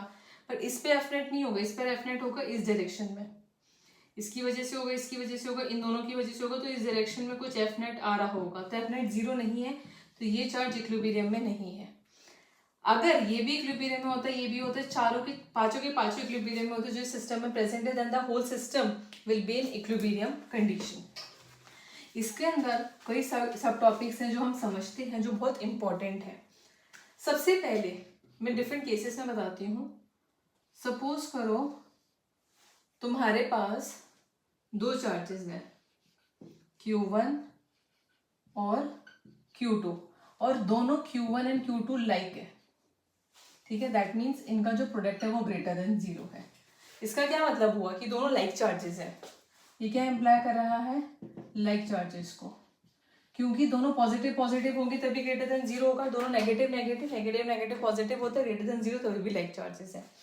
तो दैट मीन्स Q1 Q2 अगर लाइक चार्ज है तो इसके अंदर मुझे एक और थर्ड चार्ज लाके रखना है इनके बीच में, कहीं पे भी, अंदर बाहर कहीं पे भी, जिससे कि उसके ऊपर नेट फोर्स जीरो आ जाए. तो ये कंडीशन है. हमने क्या कहा कि let's say that would be a Q charge, जो इन दोनों के हमने बीच में रखा. अब ये दोनों लाइक चार्जेस हैं, अभी हम इन दोनों को पॉजिटिव ले लेते हैं, इसको पॉजिटिव मान लेते हैं. अगर ये पॉजिटिव पॉजिटिव है रिपेल करेगा, पॉजिटिव पॉजिटिव है रिपेल, डायरेक्शन ही अपोजिट है तो एफ नेट जीरो आएगा ही आएगा. अगर ये नेगेटिव होता तो पॉजिटिव नेगेटिव अट्रैक्ट करता, पॉजिटिव नेगेटिव अट्रैक्ट करता, अभी भी डायरेक्शन अपोजिट है तो एफ नेट जीरो आ सकता है. हमें देखना पड़ेगा कहाँ आएगा, बट आ सकता है. राइट. सो अगर लाइक चार्जेस हैं तो आपके पास जो थर्ड चार्ज हम रख रहे हैं कि वो इक्विलिब्रियम में रहे, वो इन दोनों चार्ज के बीच में रहेगा. ठीक है. So third charge should be placed in between the two charges, such that the new charge will be in equilibrium. To be in equilibrium. अगर उसको इक्विलिब्रियम में रहना तो उसको बीच में आना पड़ेगा, बाहर नहीं. तो बाहर कौन से केस में आना पड़ेगा, जब तुम्हारे पास दो चार्जेस हैं जो अनलाइक नेचर के, जिनका Q1 into Q2 product less than zero है. दैट मीन्स अनलाइक चार्जेस, क्योंकि पॉजिटिव होगा एक नेगेटिव होगा, तभी उन दोनों का प्रोडक्ट वो है. अब इस केस के अंदर हम चार्ज देखें तो वो कहाँ होगा. सपोज करो ये पॉजिटिव है और ये नेगेटिव है, और मैं थर्ड चार्ज यहाँ रख दिया जो पॉजिटिव है. Positive positive repel, positive negative attract. जब दोनों के डायरेक्शन ही अपोजिट नहीं है तो फोर्स में कभी जीरो कर ही नहीं सकती हूँ. और अगर मैं इसको नेगेटिव ले लूँ तभी भी नहीं होगा. क्यों नहीं होगा, क्योंकि इस केस में नेगेटिव पॉजिटिव अट्रैक्ट हो रहा है और नेगेटिव नेगेटिव रिपेल हो रहा है, अभी भी नहीं आया. तो इन दैट केस ये जो चार्ज है इसको मैं बीच में नहीं रख सकती, क्योंकि कहीं भी बीच में इस पे फोर्स जीरो नहीं होगा. तो it should be placed somewhere out. जैसे यहाँ रखा, पॉजिटिव का रख दिया, तो positive positive repel, positive negative attract, opposite direction आ गई. अगर मैं इसको माइनस का ले लूं, माइनस का क्यों ले लूं, तो minus minus repel, minus plus attract, अभी भी अपोजिट डायरेक्शन में आ गई फोर्स. अब डायरेक्शन अपोजिट है तो जीरो हो सकती है. अब ये बात आती है कि बाहर रख रही हूँ, लेकिन किधर बाहर रखूँ, इधर भी तो रख सकती हूँ, इधर भी वो जीरो होगा, इधर भी होगा, तो इन दोनों में कहाँ होना चाहिए. तो ध्यान से समझना, जो तुम्हारा फोर्स है वो इन्वर्सली प्रोपोर्शनल होता है आर के और डायरेक्टली प्रोपोर्शनल होता है चार्ज के, राइट। तो अगर मैं बड़े चार्ज के पास रखूं तो चार्ज भी बड़ा और डिस्टेंस कम, तो फोर्स तो उसका बहुत ज़्यादा हो जाएगा दूसरी कंपैरिजन में। तो मुझे क्या करना पड़ेगा, मेरे को चार्ज कम करना पड़ेगा और आर को बढ़ाना पड़ेगा, तब दोनों बैलेंस होंगे। तो मैं क्या करती हूँ, इस क्यू चार्ज को स्मॉलेस्ट मैग्नीट्यूड ऑफ चार्ज के पास रखती हूँ। तो क्या होगा, क्यू कम होगा लेकिन आर भी कम होगा, जिससे फोर्स बढ़ जाएगा। और जो बड़ा क्वांटिटी है उसका क्यू बड़ा होगा और आर भी ज़्यादा होगा, जिससे वो बैलेंस्ड आउट हो जाए। तो इन दैट केस जब हमें दो अनलाइक चार्जेस हैं तो third charge should be placed, कहाँ पे प्लेस होना चाहिए, outside the line joining the charges and close to किसके क्लोज होना चाहिए, जो स्मॉलर मैग्नीट्यूड है, and close to charge of smaller magnitude. यहाँ आएगा नहीं, स्मॉलर मैग्नीट्यूड लिख देती हूँ बस, स्मॉल मैग्नीट्यूड। उस चार्ज के पास हमें रखना चाहिए थर्ड चार्ज को जिसका मैग्नीट्यूड कम है, ठीक है। जिसका ज्यादा है उससे दूर होना चाहिए। ऑब्वियसली बात है ना कि जो जिसकी कम है वैल्यू वो पास होना चाहिए, जिसका मैग्नीट्यूड ज्यादा है चार्ज का वो दूर होना चाहिए, तब उस पर एफ नेट क्या हो जाएगा, जीरो हो जाएगा। तो ये हुआ इसका इक्विलिब्रियम कंडीशन। इस पर एक न्यूमेरिकल करते हैं, फिर इक्विलिब्रियम में अपन आगे बढ़ेंगे। जैसे सपोज करो दो चार्जेस हैं, एक प्लस क्यू का है और एक प्लस 4q का है, ठीक है, separated by distance of l। Question ये है कि where should the third charge be placed so that it would be in equilibrium, and also find its value and nature, ठीक है। ये सब फाइंड आउट करना है। अब ये हमें समझ में आ गया कि दोनों पॉजिटिव हैं तो होगा तो बीच में ही, ठीक है। तो बीच में कहीं पर होगा, लेट से वो क्यू चार्ज है जो इस स्मॉल क्यू से एक्स डिस्टेंस की दूरी पर है, तो यहाँ से एल माइनस एक्स डिस्टेंस की दूरी पर हो जाएगा, राइट। नाउ इस पे जो एफ नेट है वो जीरो होना चाहिए, एफ नेट इस पे क्या होना चाहिए, जीरो होना चाहिए। तो पहले इन दोनों के बीच में फोर्स कितना है, के Q Q by x square, दोनों पॉजिटिव। अभी मैंने नहीं लिया कि पॉजिटिव है नेगेटिव है क्या है क्या नहीं, मैंने नहीं लिया। और वो फोर्स इक्वल होना चाहिए इन दोनों के बीच में जो है, राइट। दोनों बराबर होनी चाहिए, अपोजिट डायरेक्शन में होनी चाहिए। तो मैंने इसकी वजह से फोर्स, इसकी वजह से फोर्स, दोनों को इक्वल कर दिया, तभी नेट जीरो होगा। तो कैसे के जीरो, कैसे के कट गया, ये के क्यू कट गया, 1/x², 4/l - x का होल स्क्वायर। अब यहाँ पे आइडेंटिटी मत लगाना, एक ट्रिक है हमेशा स्क्वायर रूट ही लेना दोनों साइड। तो ये 1/x हो जाएगा, 4 का स्क्वायर रूट 2 और l - x का whole square is l - x। Cross multiply करो तो आपके पास हो जाएगा l - x is equals to 2x। ये -x उधर गया तो ये हुआ 3x, so x will be l/3। तो l/3 का जो डिस्टेंस होगा q से, वहां पे चार्ज को रख दो, तो ये सिस्टम किस में हुआ, इक्विलिब्रियम में हुआ, ठीक है। यहाँ तक समझ में आई बात। अब क्वेश्चन ये पूछ रहा है कि इसकी भी वैल्यू निकालो। अब जब इसकी वैल्यू निकालनी है तो इस पे फोर्स जीरो मत करना, किसी और पे करो। लेट्स से मैं जो फोर्स है F net, force net on charge placed at B is 0। इसको जीरो कर रही हूँ क्योंकि पूरा सिस्टम ये इक्विलिब्रियम में है, so that it would be in equilibrium, the system would be in equilibrium, मतलब ये भी इक्विलिब्रियम में होगा, ये भी होगा, ये भी होगा। तो इस पे भी फोर्स जीरो कर सकते हो, इस पे भी कर सकते हो, मैं इस पे कर रही हूँ। जब भी तुम्हें इसकी वैल्यू निकालनी है तो इसका फोर्स जीरो मत करना, किसी और का करना, क्योंकि इसी पे करोगे तो इसकी वैल्यू कट जाएगी, तुम्हें क्यू कभी मिलेगा ही नहीं, ठीक है। तो इस पे करना।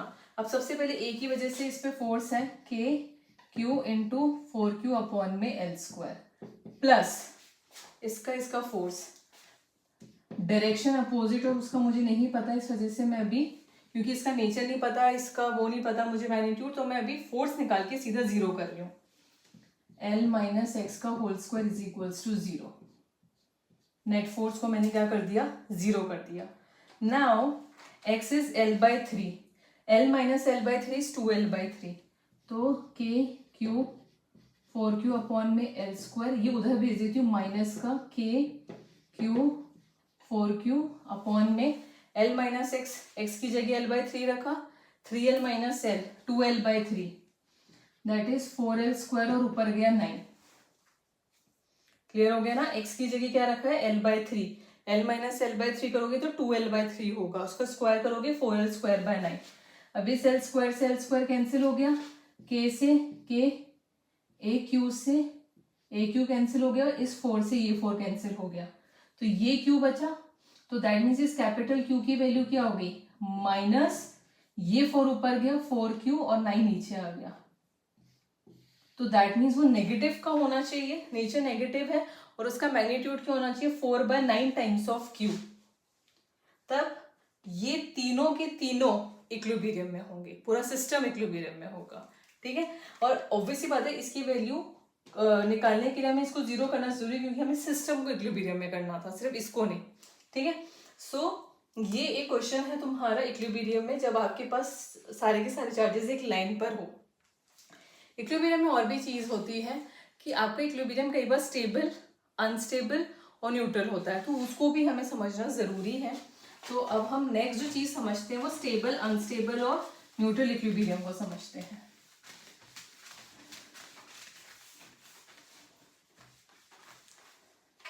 सो इक्विलिब्रियम में फर्स्ट स्टेबल इक्विलिब्रियम कब आता है, सपोज करो यह आपके पास एक लाइन पे चार्जेस रखे गए थे, यहाँ पे कुछ चार्ज था Q1, यहाँ पे कुछ चार्ज था Q2, यहाँ पे थर्ड चार्ज आया Q। ये इक्विलिब्रियम में है।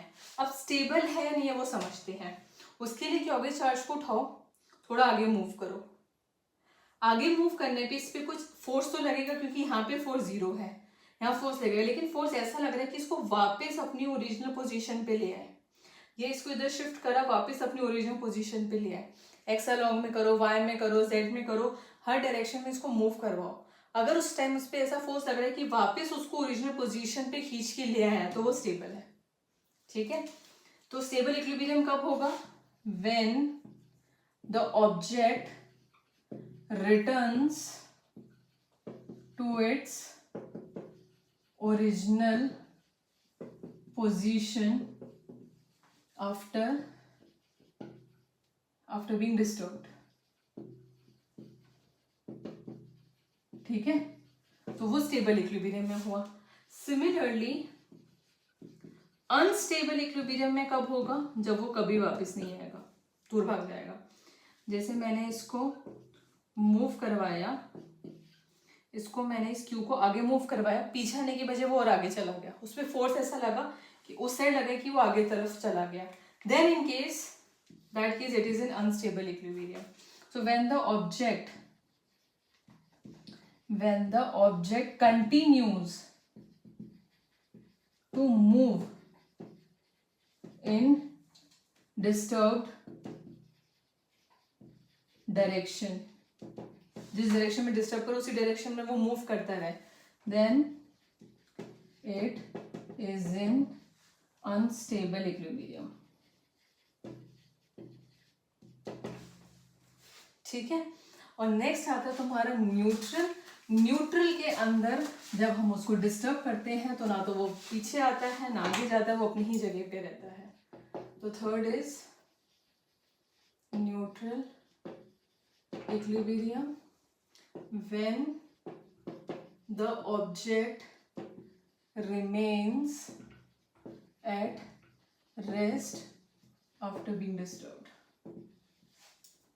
ठीक है, इसके ऊपर भी क्वेश्चन करके हम समझ जाते हैं कि ये किस तरीके से वर्क करता है। कंसीडर दिस सिचुएशन कि यहाँ पर आपके पास एक चार्ज रखा हुआ है ऑफ -3q का, यहाँ पे एक चार्ज रखा गया है +q का, ठीक है, दिस कंडीशन।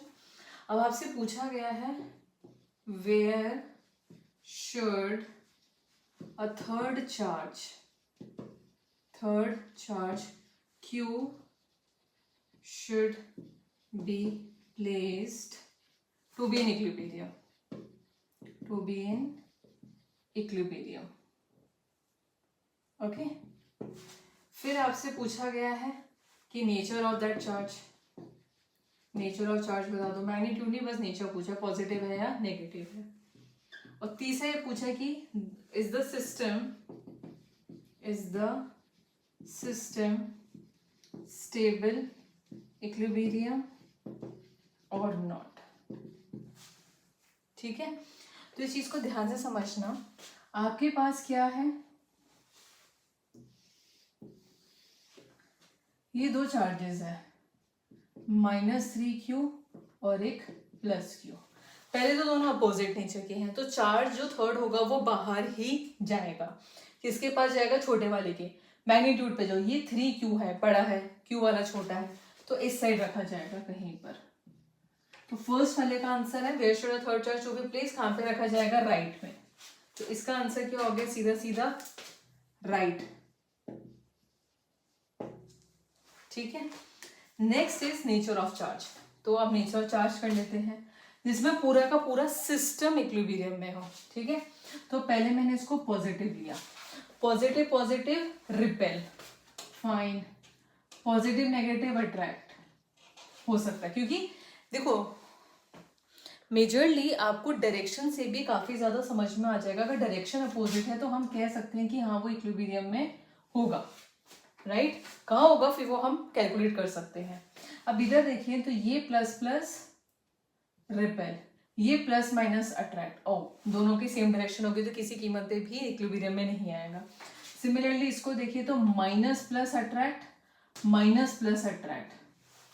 तो ये इक्विलिब्रियम में आ रहा है बट ये दोनों नहीं आ रहे, तो पॉजिटिव तो नहीं हो सकता है बट नेगेटिव से भी हमें चेक करना पड़ेगा एक बार, ठीक है।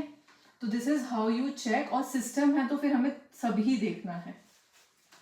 अब मैंने यहाँ पे माइनस ले लिया, तो plus attract, minus repel, fine, equilibrium में है। इस पे देखिए तो प्लस अट्रैक्ट, चलो ये भी इक्विलिब्रियम में आ गया, आ सकता है क्योंकि डायरेक्शन अपोजिट है। ये देखिए तो माइनस रिपेल प्लस अट्रैक्ट, सबकी डायरेक्शन अपोजिट है, तो ये हम कह सकते हैं कि इक्विलिब्रियम में तब होगा जब इसका नेचर नेगेटिव होगा, ठीक है।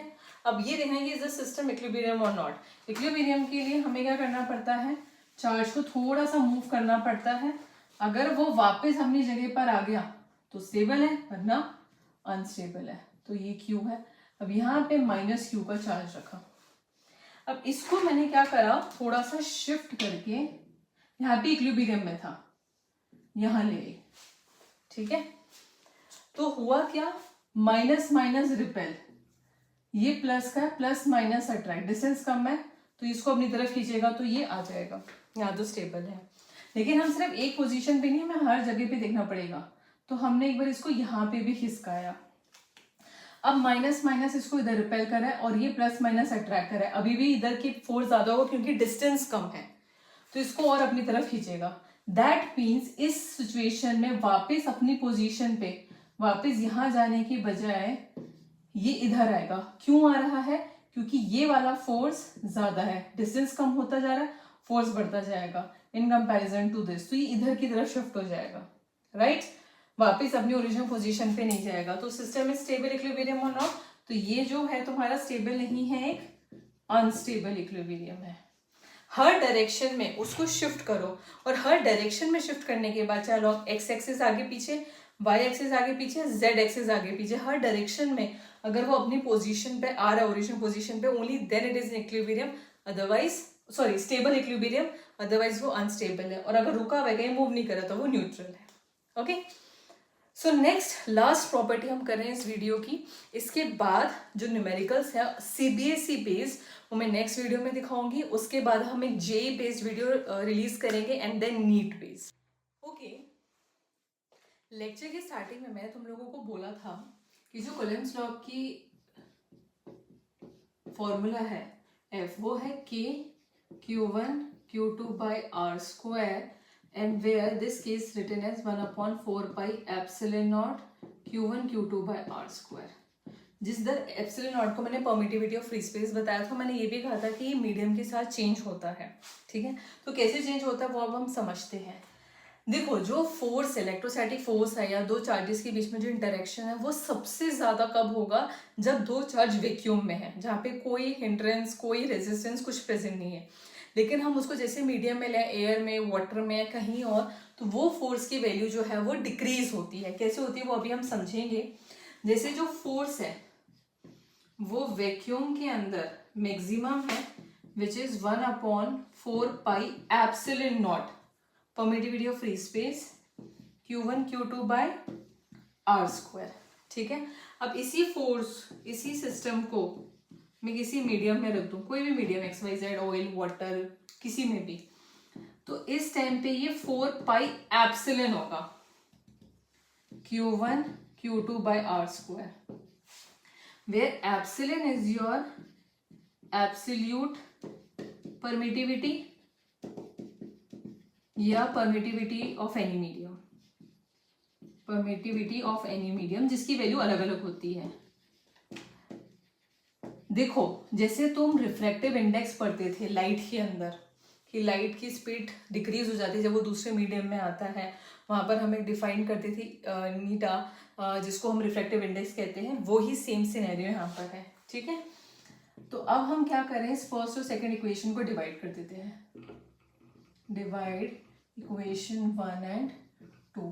तो जो फोर्स वैक्यूम में है upon force in medium is equals to 1/4 pi epsilon naught Q1 Q2 by R square whole over में 1/4 pi epsilon Q1 Q2 by R square. ये कैंसिल हुआ, ये डिनोमिनेटर में ऊपर चला जाएगा, 4 पाई एप्सिलॉन अपॉन में 4 पाई एप्सिलॉन नॉट। तो ये जो रेशियो आया, force of vacuum upon force in medium is equals to epsilon upon epsilon naught, इसको हम बोलते हैं एप्सिलॉन आर या फिर kappa, that is relative permittivity और डाइलेक्ट्रिक कांस्टेंट, कुछ भी बोल सकते हो, डाइलेक्ट्रिक कांस्टेंट। और ये होता क्या है, ये बेसिकली रेशियो है, ratio of the permittivity of any medium, permittivity of any medium with respect to vacuum, vacuum के रिस्पेक्ट में, ठीक है। और यहां से ध्यान से देखो तो Fm ऊपर गया और एप्सिलॉन नीचे आया, तो फोर्स इन एनी मीडियम जो है वो वैक्यूम अपॉन में एप्सिलॉन R टाइम्स हो जाएगा। मतलब force in any medium decreases by 1 epsilon R times the value in its vacuum, ठीक है। तो किसी भी मीडियम में हम जा रहे हैं तो वहां पे उसकी वैल्यू कम ही होगी।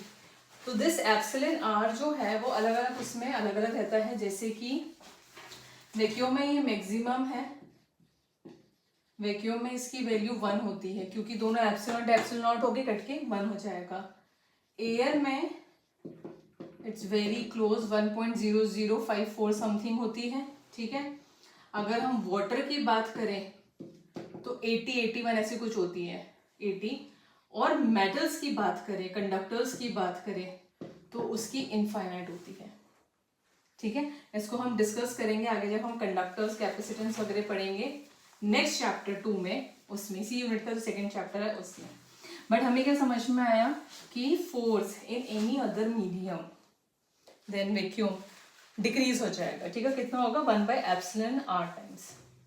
अब इस पे जो न्यूमेरिकल्स होते हैं उसमें ध्यान से एक टिप समझना। हमारे पास 2 टाइप के क्वेश्चन है। अगर आपको बोला गया है कि let's say force between 2 charges is 10 Newton, find the force in medium of dielectric constant 80। तो तुम सीधा क्या करोगे, ये जो मीडियम में फोर्स निकालना है, वैक्यूम की फोर्स को इसके डाइलेक्ट्रिक कांस्टेंट से डिवाइड कर दो, दैट इज 10/80, तो 1/8 न्यूटन्स हो जाएगा।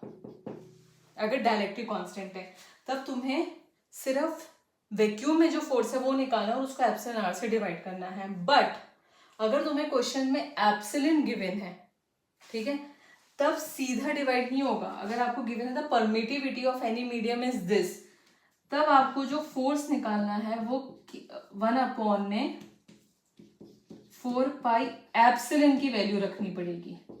और यहाँ पे अगर चीज कॉम्प्लिकेटेड, ऑब्वियसली कॉम्प्लिकेटेड होगी कि 4 करो, डिवाइड करो, सब करो, तो पहले तुम एप्सिलॉन आर निकालो। जो भी है एप्सिलॉन गिवन है, जो परमिटिविटी गिवन है, उसको एप्सिलॉन नॉट से डिवाइड कर दो, where epsilon naught has the value of 8.85 into 10⁻⁻12, जो याद रखनी है। इसे डिवाइड करके एप्सिलॉन आर निकालो एंड सीधा फोर्स इन वैक्यूम को उससे डिवाइड कर दो, you will get your answer कि उस मीडियम में उसकी वैल्यू क्या होगी। तो यू हैव टू रिमेंबर कि एप्सिलॉन आर गिवन है, एप्सिलॉन है। एक और चीज, जो एप्सिलॉन आर है दिस इज यूनिट लेस, इसको कभी यूनिट में तुम्हें नहीं मिलेगा, यूनिट लेस है, क्योंकि ये दो same unit, same physical quantity का रेशियो है। बट जब परमिटिविटी मिलेगी वो एक यूनिट के साथ मिलेगी। तो you should be very careful कि क्या है, उसके हिसाब से तुम न्यूमेरिकल कर सकते हो।